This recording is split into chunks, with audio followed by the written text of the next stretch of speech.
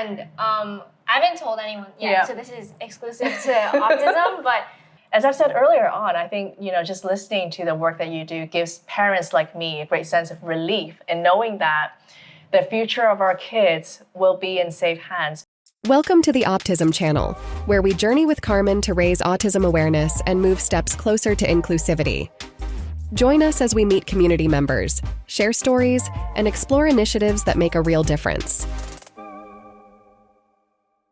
Hi everyone, welcome to Optism's channel. I am Carmen. Now, a couple of months ago, I attended an event in Hong Kong called the Autism Community Summit. And at that event, I met someone who literally took my breath away. I remembered sitting amongst the audience as I listened to a 17-year-old young lady speak passionately about her work in driving neurodiversity, inclusivity, and autism awareness. And I remember as I was sitting there, I thought to myself, wow, Carmen, what were you doing when you were her age? Personal shame aside, I actually felt a great degree of comfort and relief as I listened to this young lady speak, because I feel that perhaps the future of our children will be in safe hands because a group of talented young individuals are working tirelessly to drive the conversation of neurodiversity awareness, autism support, and inclusivity. So without further ado, let me introduce you to this amazing young lady, Ms. Ava Cham, who is the founder of Neurodiversity Hong Kong.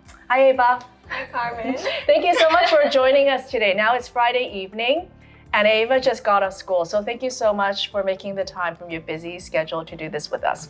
No, thank you so much for inviting me. I thought this was really exciting, this opportunity. Yeah, and thank you for the introduction as well. Oh, you're welcome.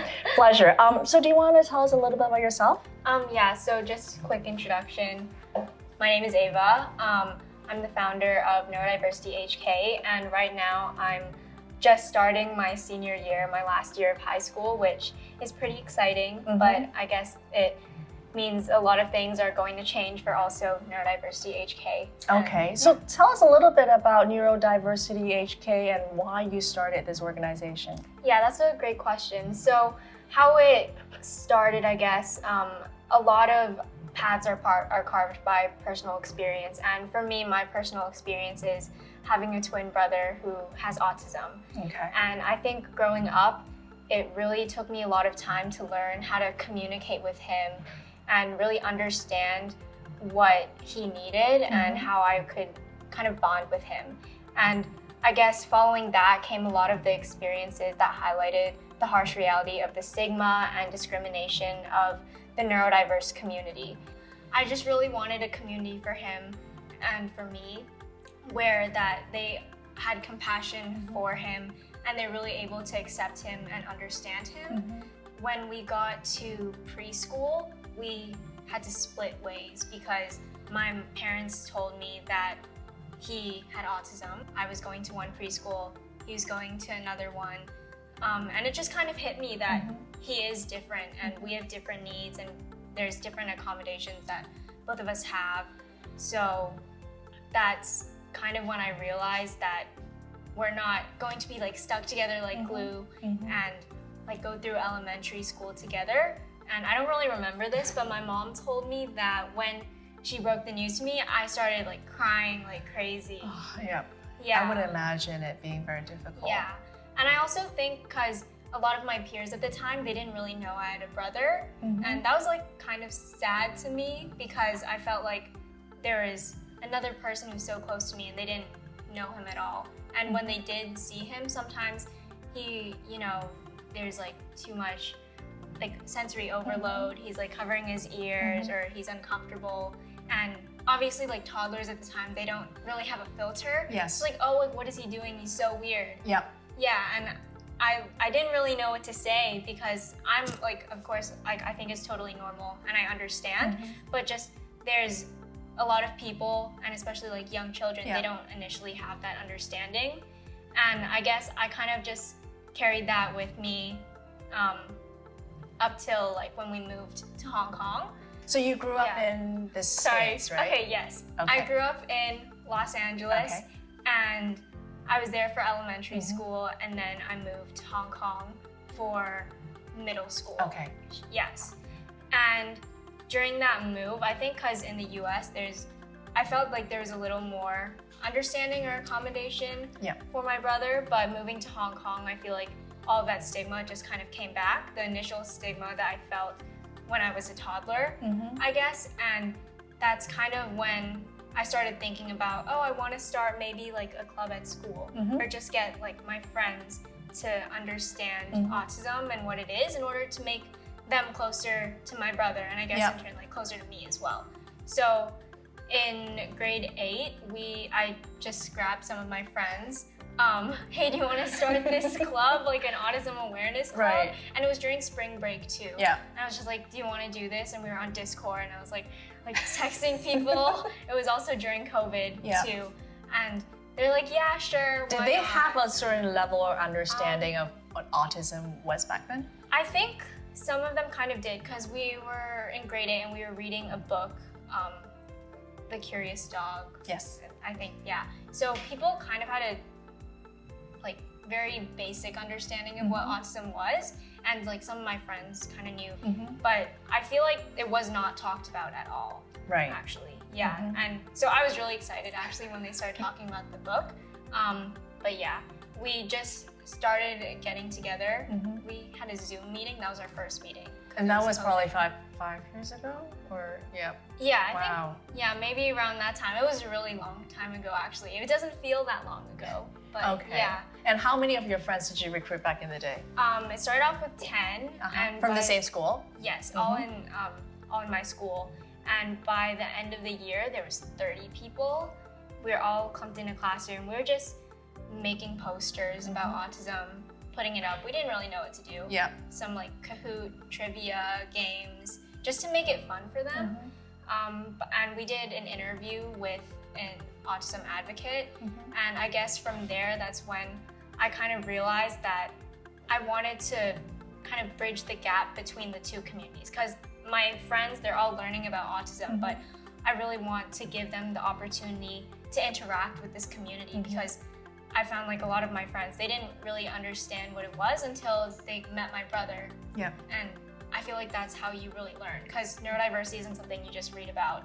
And it's invisible, I would say, oftentimes, that there is that level where people think either you're a genius if you have autism, or there are just, traits that you can easily tell by one's appearances. Yeah. But unfortunately, it's not the case. So now you guys have made tremendous progress from a, couple of friends. Now you guys have really, really grown to a bigger community. So tell me more about that. Yeah, so from just being in a classroom with a bunch of kids who don't really know what to do, we started to create these different programs and events where we could get the neurotypical kids at my school to interact with neurodivergent kids from other schools in Hong Kong. We did a silent disco activity, and silent disco, it's like you have headphones and there's music inside, but you can adjust the volume to your liking, and if you don't want to listen to music at all, but you just want to hang out, you can just take it off. So it's like a nice quiet space, and it caters to like the auditory sensitivities of neurodiverse individuals, and it's just a fun way to all hang out together. And so that was the first event we did, and I feel like it was a pretty big moment for me because I go to school and I see like my community of friends, and sometimes I go to my brother's school or see his friends, and that's a community. But this event, they were together and they were interacting with each other, and they were just having fun. There wasn't really any of that stigma there. It was just kids being kids and trying to build connections, and seeing some of my close friends like form relationships with my brother's friends. I feel like that really meant a lot to me, and it was just like the beginning of a little bit of progress of inclusivity and building this community. And I guess this is what sets you guys apart from other NGOs, because you guys are an NGO now, right? It's other NGOs that promote inclusivity, because you guys are actually outreaching amongst younger individuals. So tell me about some of the challenges of running this organization. I think maybe it's taking that step from inside the classroom, the club, having these discussions around neurodiversity. Like we had a discussion whether should we call it a disability or a condition. Right. Yeah, and having those different discussions, but I think students who were in there and then they jumped from there to actually being in like one of the programs or activities, it's kind of a big step. Like getting them to be like proactive in a classroom, to be like proactive in wanting to like build connections in real life with the neurodiverse community, and having them try to understand what they need and like figuring out how to communicate with them. Okay. Yeah. So do you have any memorable moments or breakthroughs during your advocacy journey? I think the silent disco was definitely a big one, but definitely like moving later into our journey, this is around like last year, we started to get interest from other international schools in Hong Kong that they wanted to like join us or like start a chapter, and that was pretty crazy for me because I don't know, I feel like I was like, wait, so there's like other people who are interested in this. Like it's not just me and like my friends like doing this anymore. Yep. And that was really cool because they also have their own ideas. They are in their own school environment and they know what learning accommodations they want to improve in their school, and it's just kind of expanding our reach. Right. Yeah, and so since last year, we now have a total of 8 chapters in Hong Kong, including some local schools as well. So like DBS, Marymount Secondary School, YCIS.